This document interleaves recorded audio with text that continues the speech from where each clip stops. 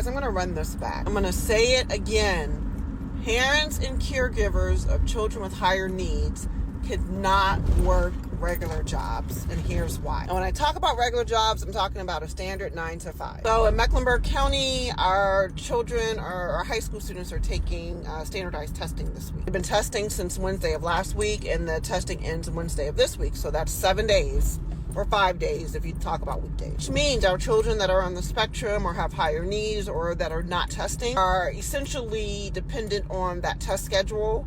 And so there have to be accommodations that are made at the school level. Unofficial accommodation is that parents in my son's classroom have not been sending their kids to school. So that's 5 days without schooling for these children. So I kept Josiah home 3 out of the last probably 4 school days for that very reason. Because our children on the spectrum thrive off of schedules and, just some normalcy, I decided to transition him back in today. And I think it was unexpected, but him and another student were there. So essentially, if you're a caregiver, you have to make accommodations.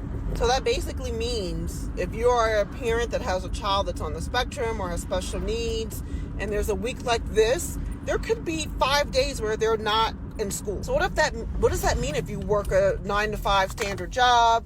If you have competing priorities at home, you're just expected to kind of not send your kids into school and accommodate your schedule based on those needs. I think that's okay, right? We understand our positions in life.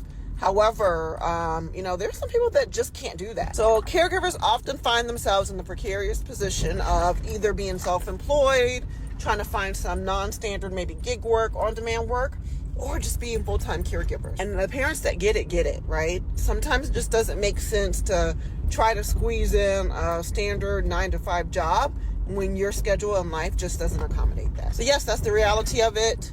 I don't know when this will change. My son is going to be 15 this week, and I felt these demands for a long time. I worked a corporate job. I've done FMLA. I've done contingency FMLA. And it's still hard, guys. Now I'm an entrepreneur. That brings its own set of issues, but that's the life that I have to live to accommodate my son.